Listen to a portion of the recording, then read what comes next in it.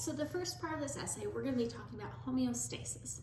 So what homeostasis is the body's ability to maintain a stable internal environment when faced with a changing and varying external environment.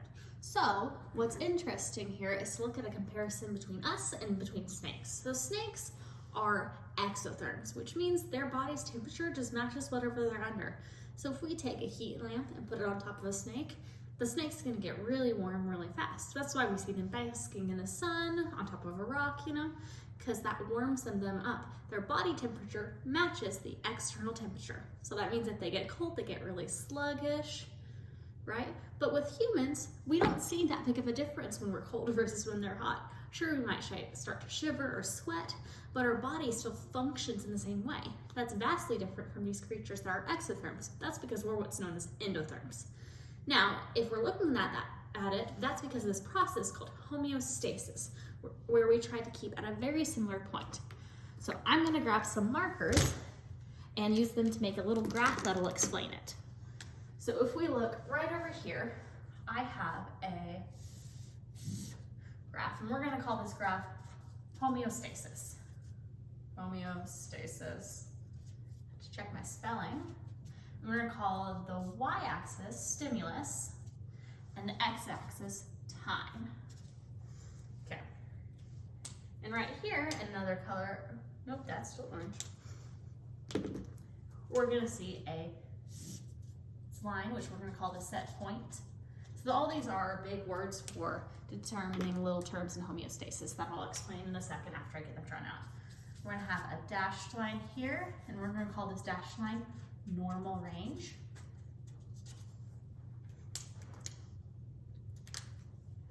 Then we're gonna have a variable that's gonna go around that set point. And that should be good. Okay, I'm gonna keep a marker to use to point. Let me double check that that's showing up on camera. Yeah, I'm gonna move her closer.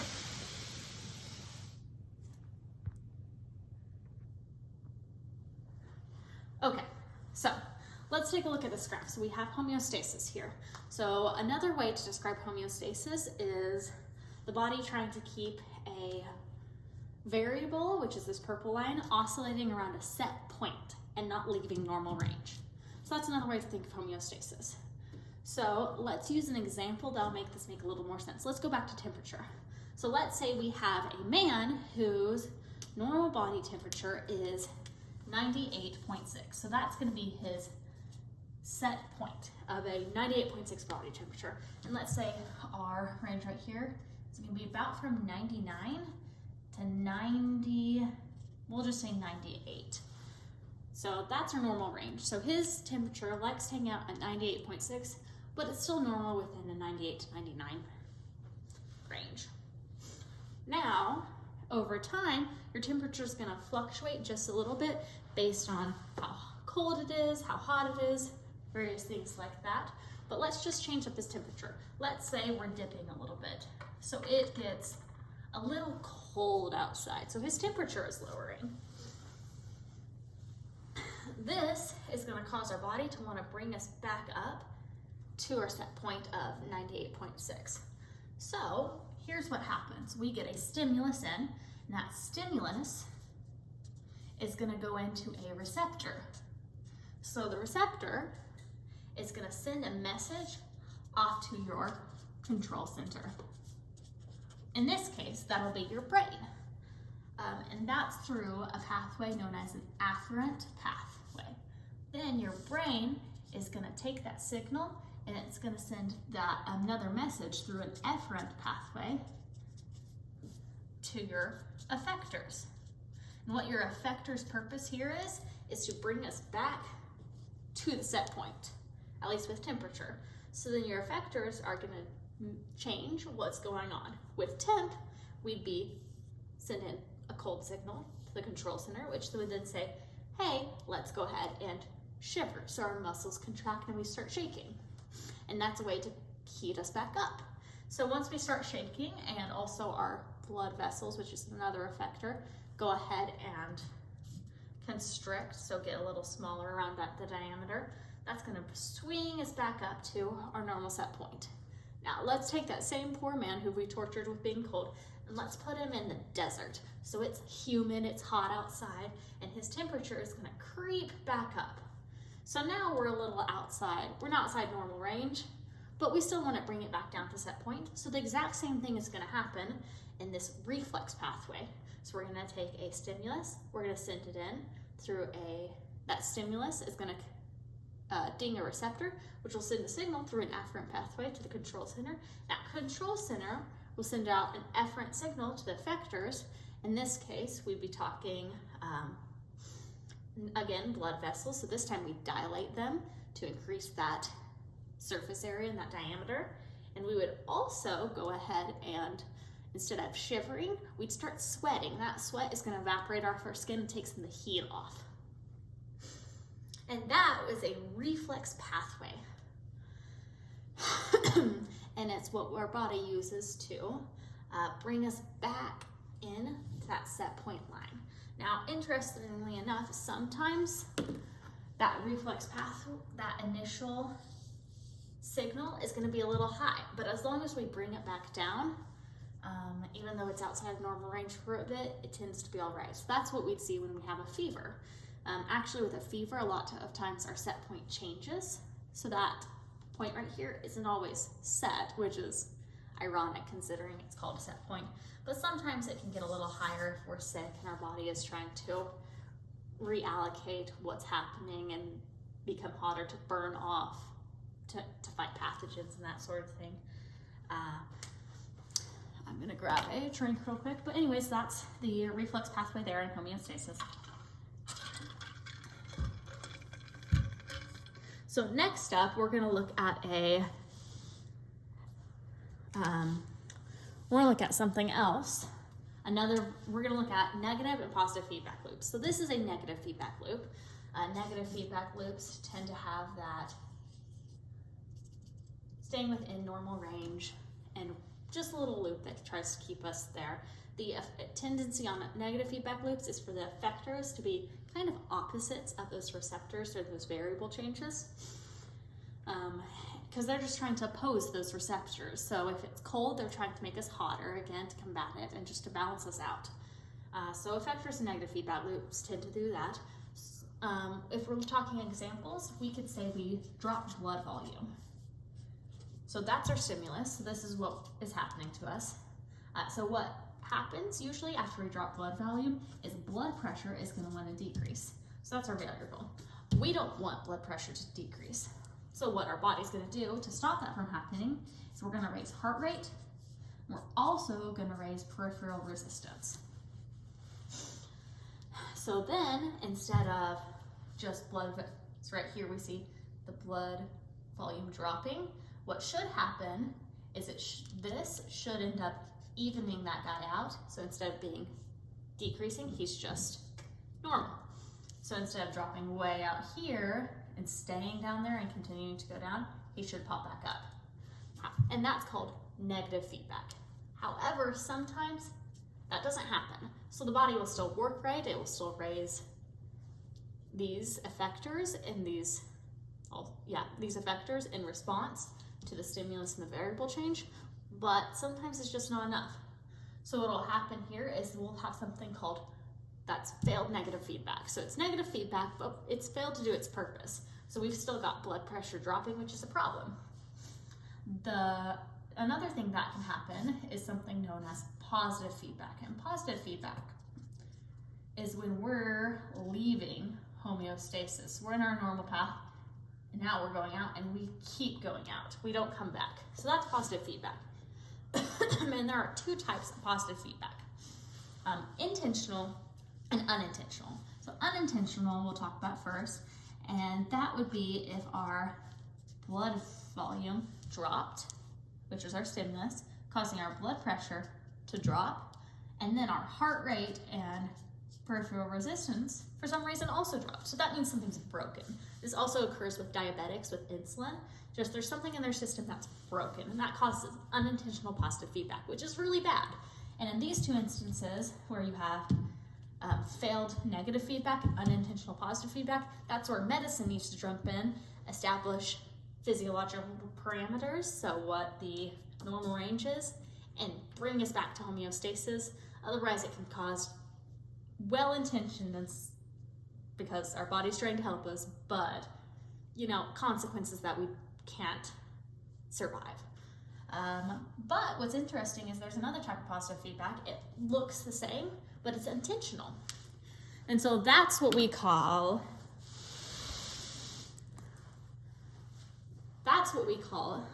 things like childbirth or action potential or blood clotting. That's intentional positive feedback.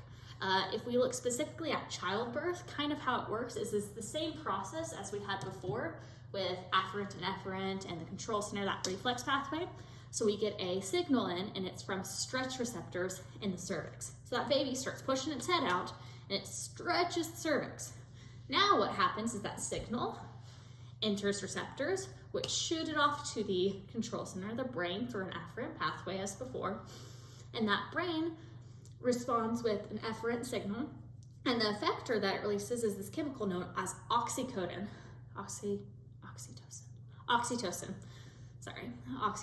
And that chemical goes ahead and it increases contractions. But what that then does is those contractions increase, which increases the stretch because we're pushing out that baby, which then keeps increasing and increasing and increasing and increasing. So it just cycles like that, but it's now a positive reinforcement because our effectors match our variable. What's happening to our variable with our signals. So it just keeps pushing it farther and farther down this path. And eventually you have a baby. So if it's intentional, positive feedback can be good. And it doesn't necessarily mean something's broken if it's done on purpose, like action potential or the other two mentioned items. Okay, so that's part one. I discussed homeostasis. I gave an example of how it works in the body through temperature, and then I showed different examples of negative and positive feedback. Next, let's talk about a totally different subject, protein-mediated transport. So I'm going to zoom into a different area while we discuss this. Okay. So we're going to draw out another thing. So first off, we're going to talk about we're just going to talk about the basics of diffusion because that'll make this make a little more sense. I don't need to draw it out. We'll zoom in a second again.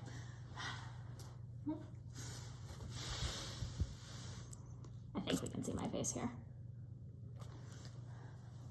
So when I think diffusion, I think about people in an elevator. So if you're standing in an elevator with 3 other people, you're gonna try to get away from them as far as humanly possible. So I'm gonna be on one corner, Tom's gonna be on the other corner, Sarah on the other corner, and Billy on the other corner. We wouldn't all be in one corner of the elevator because that's just really uncomfortable. Molecules are the exact same way. They want to get away from each other as fast and as far as humanly possible. They don't like each other. If you open those elevator doors, they're getting out really fast, which is interesting because it creates a process known as diffusion, or these particles trying to just get through and get away and spread out. And what also happens is they bump randomly into each other, which pushes them farther out. So it's just a big process that keeps them away from each other, basically. Okay. And this process doesn't take any energy because they like being away from each other. What actually starts taking more energy is when you try to pack more than them into that elevator. Okay, so if we're going over transport into cells, we can use a cell as that elevator. So I'm going to draw a little cell here, and we can just think of everything in it as the people inside an elevator. I'm going to zoom in a little bit so this can be clearer. So this cell is the equivalent to an elevator right now, and we're going to have different ions inside of it. So I'm going to draw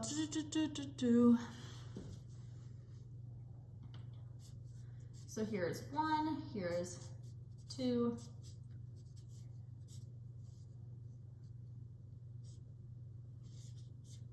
here's 4.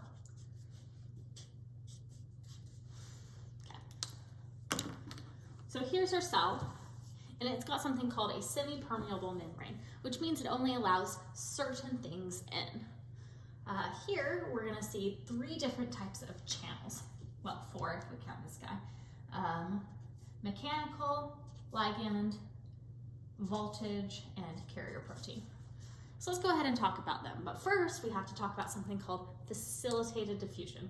And that's all that is same thing as the elevator before, but this time it's helped along by another substance.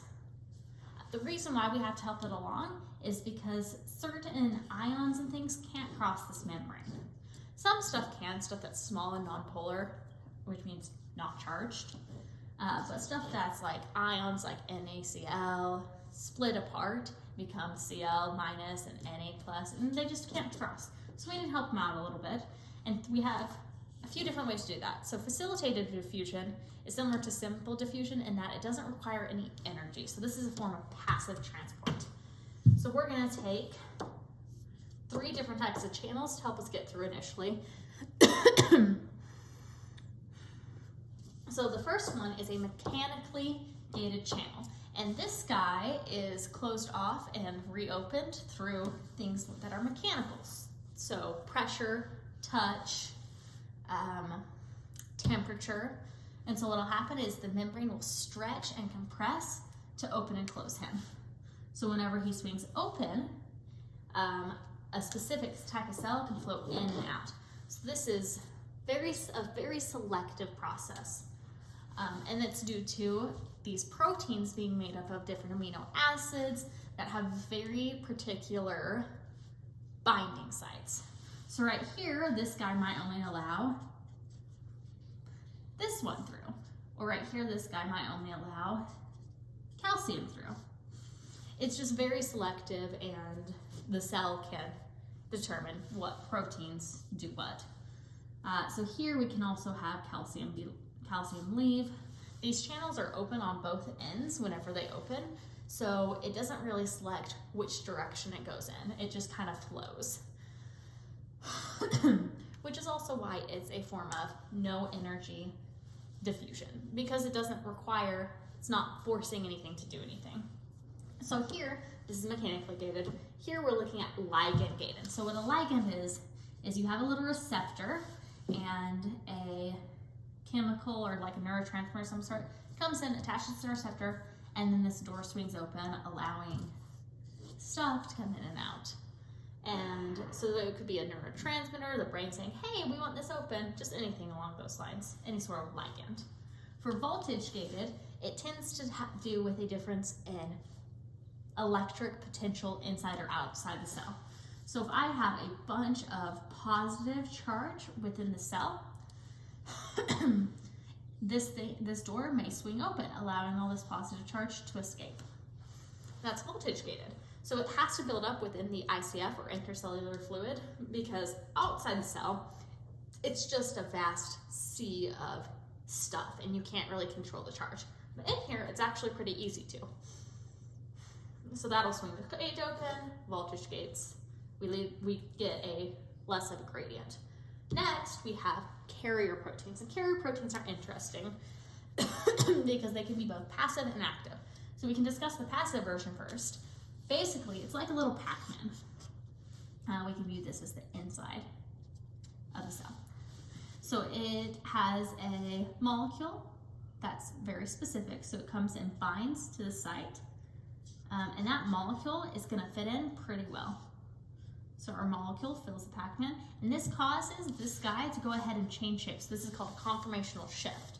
And that conformational shift will actually turn the molecule inside, which then it will release into this membrane. So now we're within the cell. And after it releases, it produces a conformational shift that makes it go back to its original form. And that also can go the other way. So this is direction specific. So it'll either go in or out of the cell. So this is what a carrier protein does, which is pretty interesting.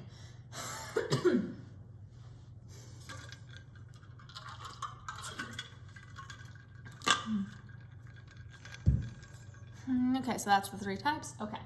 Next, this was all passive transport, so no energy required. It just follows concentration gradients and natural paths of molecules. But next, we have something called active transport. Active transport's a little different. It requires energy. So you have two types. You have primary and you have secondary.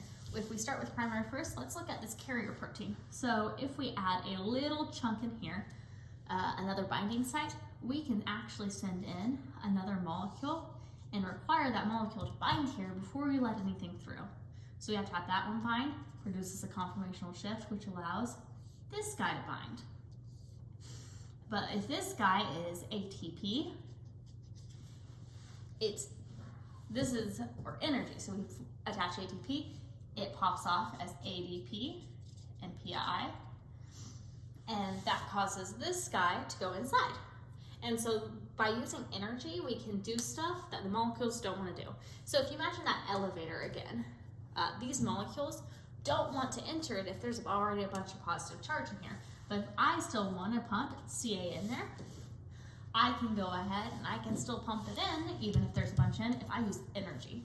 Same thing with the elevator. If you have 11 people on an elevator, the 12th person ain't gonna want to get on. But if you give them a little push, shove them into that elevator and then close the door, they're kind of forced to. But it takes energy to get them on, is what we're saying. So that is called primary active transport. Now there's a second form of active transport known as secondary active transport, and we can use that same carrier protein again, but I'm going to draw them again to make it make more sense. So here we have our carrier protein, and it takes Ca plus into this, or Ca plus out of this. But you say Ca plus, it's already in there. We already have that gradient, yeah.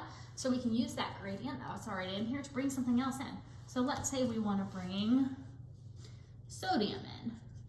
We can actually bring sodium in by bringing Ca plus out. So we use that gradient that's already been formed before with primary. That's why it's called secondary active transport, because it still is using energy, just indirectly. That gradient's already there, but it was created with energy. So here we're going to bring Na plus in, and we're going to bring Ca plus out. So we're going to use that gradient and those conformational shifts discussed before. And this is called an antiport because they're coming from different sides. If we were still wanting to get calcium out, but we were also wanting to get chlorine out, what we could do is, because the chlorine concentration is pretty low in here, we could send calcium out and use that gradient, the energy we get from yanking it out, to also pull chlorine out along with it, even though it doesn't really want to go. So that's known as a symport. So we've got an antiport, which is bringing one in and one out, and a symport, which is bringing both out.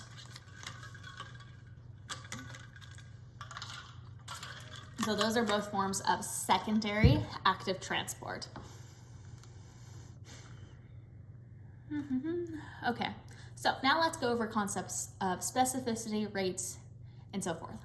So specificity, we've already kind of talked about. So these proteins are made up of amino acids.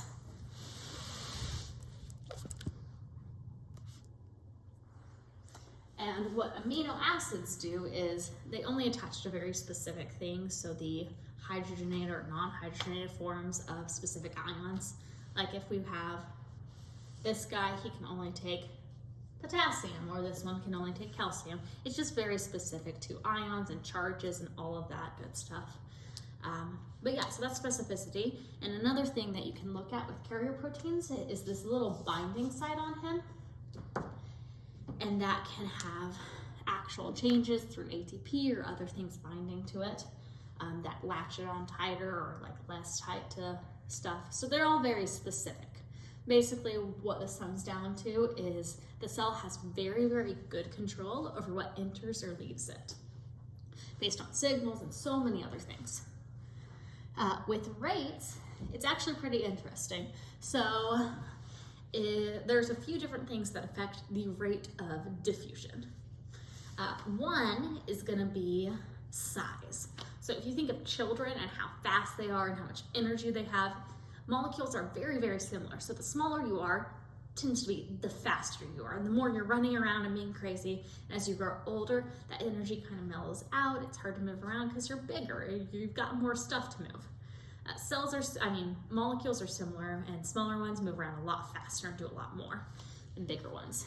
So as you grow in size, you slow in diffusion. Second thing is gradients. So similarly to that elevator from before, if you shove more people into it, it's gonna be slower getting people into the elevator, but getting people out of it a whole lot faster because it's more concentrated. So you've got gradients. And the third thing is distance. You have molecules have a lot more energy over shorter distances. So crossing a membrane, lots of energy, but they have to cross long spaces. They get burnt out, it's too much. So there's three things we're dealing with: size, distance, and gradients. That can be both electrical and chemical. So let's go into that. That's dealing with competition between cells. So if you have an electrical gradient and a chemical gradient, they compete. It's similar to if I take this snake and I drop him, right? That's just gravity. Only one force, we're great. Only gravity has to deal with it. If I take that snake and I drop him and I throw a marker at him, he's gonna go at that angle. And that's forces competing against him. Now cells, exact same way, same with diffusion and everything. We have an electrical gradient and we have a chemical gradient. So with that calcium from before, we have a pretty big chemical and electrical gradient in there. But let's go ahead and throw some negative charge in there. So we now have a bunch of negative as well as that positive. That killed our chemical gradient, our electrical gradient, but it hasn't killed our chemical gradient, so calcium still wants to leave. Let's say we only allow calcium and not this chlorine we just put in there to leave. Now, as calcium leaves, the cells inside becomes more negative, which produces an electrical gradient. But calcium still kind of wants to leave because of that chemical gradient where calcium's higher on the inside than it is on the outside. So what happens is eventually some calcium leaves, leaving the cell more negatively charged, but it comes to a balance. And this balance can be affected by a few different things. One thing that also affects rate of diffusion is how many pores are in the cell or how many channels, because those channels get something called oversaturated if they have too many ions trying to get out at once or in at once. So they just reach the fastest they can possibly pull stuff out, and that levels out the rate.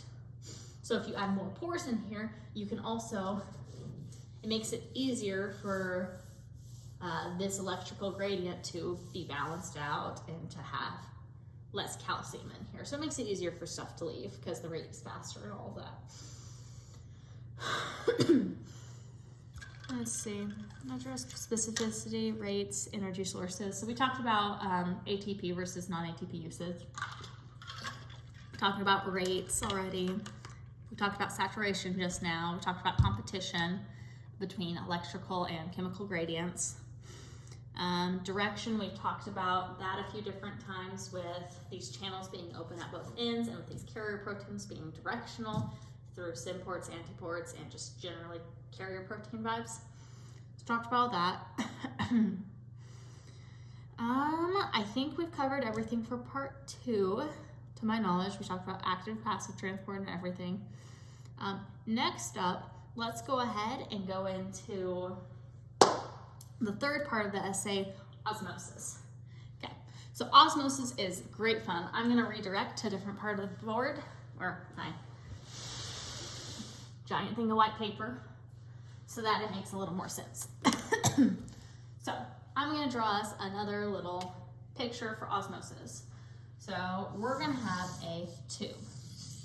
Let's keep that thinking we had before with this being water. This is a semi-permeable membrane, just like we see in a cell. Okay, so here's our semi-permeable membrane. So what's interesting when we talk osmosis is all about water movement. Just like before where we had channels for solutes to go through, now water is another form of molecule, H2O. And it goes through little proteins known as aquaporins. So aqua for water and pore because it's a membrane hole. and those are just open to allow water through. So if we say this membrane only allows water through, because we can do that, right? Because it's selective, it allows for specificity. Let's say only water can go through. So what do we think water will want to do, right? Same situation as with the elevator, except for now the people can't leave. All we can do is make the elevator bigger. So what are we going to do? We're going to make the elevator bigger. Water is going to rush in here, and this is going to rise, which will allow the molecules in here to spread out. Now, just like before with that snake, we've got multiple forces acting here. So we've got gravity, which is one force, and the other force is this force of this concentration gradient, which really wants that water to go in here. But these forces, they're acting against each other. They're fighting each other. So we want water to rush in, but we also want it to stop rising because of gravity. And eventually they're going to reach an equilibrium where both sides are relatively happy. And so this is another example of the competition in between forces. And what we call this actually is osmosis, or the net movement of water from areas of low concentration to high concentration.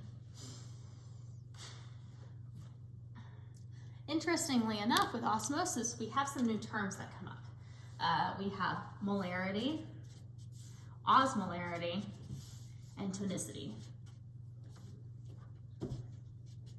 We see that? Yeah. So molarity is what chemists use a lot. So you'll hear 1 mole per liter, which is molarity. Moles being molecules. So molarity deals with molecules. So basically, let's take this pen. Let's call it a molecule.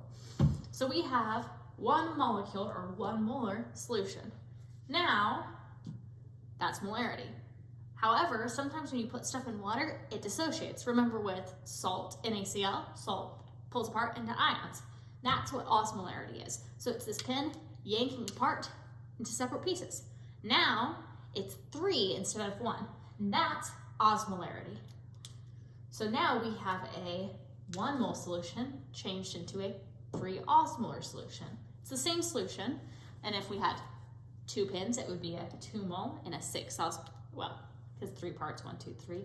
So 2 molarity, and a 1, 2, 3, 4, 5, 6 part solution if it dissociates. Now sometimes you have something like the snake, where when you toss in water, it doesn't fall apart into pieces, so it can be the same molarity as it is osmolarity, and that happens. So these guys really deal with numbers. Now we're going to go ahead and just kind of ignore molarity, because once you know how to transition between it, it doesn't really matter for what we're talking about. So let's just look at osmolarity and tonicity when we're looking at the body. Tonicity is an effect. So it's saying if we put a cell into a solution, what's going to happen to it? We take this cell and we toss them in water. We know from basic biology that the water is going to rush in and it's going to explode. It's going to burst. Lyse is what it's called. And it has to do with the solute concentrations. Just like with this guy, water rushed into more solute. If the cell is super full of solute and the water isn't, it's going to go where there's more solute. So this water is what's known as hypotonic or hyperosmolar.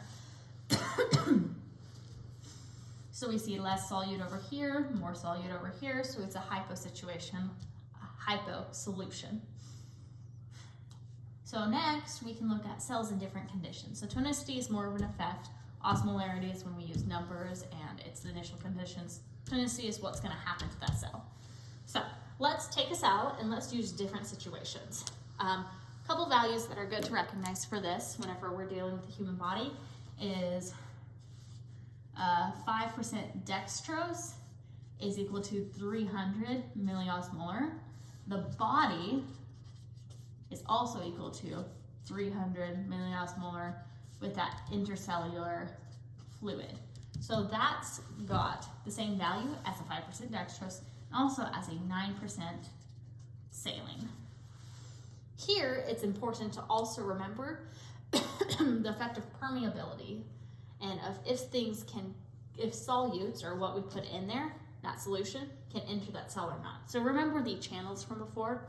Here's where they're coming in handy. So water can always enter the cell, aquaporins, but some of these solutes actually can't. So saline with salt is unable to enter most of these cells. So it just doesn't do anything. However, dextrose is a little bit different. This is glucose, this is sugar. So if we have our 5% dextrose solution, our cell is actually going to use that for energy because our cells like glucose, right? That's their whole thing. So let's show it a couple different situations. We're gonna have a 5% dextrose solution. We're gonna have a 9% saline solution. Oh, 0.9, sorry, go back to 0.9. Then we're gonna have we're gonna half that saline solution. And then we're gonna do a couple other things that should be interesting. We're gonna half the saline solution, and then we're gonna go ahead and change that dextrose solution. We're gonna increase and decrease it. We're gonna increase the saline solution to 1.25. And then we're going to do a couple ones where we're combining dextrose, the 5% dextrose, with a 0.9% saline, and then the dextrose with the 0.45% saline. And we're just gonna see what happens in these different scenarios. So if we start with just dextrose, we'll look at the osmolarity. So just concentrations. Let me double check that we can see this fine. Yep. So here we're looking at concentration. So we know 5% dextrose is the same as the body, which means that we are iso, or the same in osmolarity. But we also know that dextrose gets used. So it's permeable, it goes across that membrane, and it's used. So we actually will use all of this, and however many, say 2 liters for all of these liters we have, is just gonna be water. So that's gonna rush into our cells. So it's actually hypotonic, just like in here, because we eat all the dextrose, or use it all once we put it in through the IV. Then here with the saline, we know it's isoosmotic because of this, but it's non-permeable, it doesn't go in. We don't really care, so it just stays the same, 300 milliosmolar. Now, if we cut the saline in half, what will end up happening is we also cut that osmolar value in half. So we go from 300 saline to milliosmolar saline to about 150. That means that we have 150 compared to 300 in the cell, which means that we are hypoosmotic, which means that we're still gonna have an issue with water flooding into the cell to try to dilute it, which matches with tonicity, so we copy hypo over to here. Now with this one, we increase the number of dots or saline particles dissolved in there, so NaCl, and now they're going to be more than what's within the cell, so that cell will crinkle, just like a raisin. If you leave it out in the sun, it starts losing water. So that means that we have a hyperosmotic and hypertonic solution because we've lost water and because the concentration is bigger on the outside. Now let's look at this guy where we have dextrose, which we know doesn't matter, and saline, which we know does. Now, or at least the cell eats dextrose. So whenever we send this guy in with saline, basically we can just ignore him. We just assume he's been consumed, which means we just have that normal solution, which means we are isotonic. That's just for tonicity that we can ignore him. He still exists initially, so he's what's known as hyperosmotic because we have that 600 milliosmolar solution. If we continue on to this guy, we have the tonicity, we have the saline, we still have the D5. It will be hyperosmotic still, but now we have a hypotonic solution, which is interesting because that cell will still have that same effect of water rushing in, even though it started out as hyperosmotic. And that same thing applies to other substances, but we're gonna just use dextrose and saline for now. And I believe that is all for the third part of the essay. We saw how a solution can be isoosmotic and hypotonic and different. Yeah, I think we're good. Thank you so much for listening. Sorry, I've been coughing and drinking water. I am a little sick, but that is okay.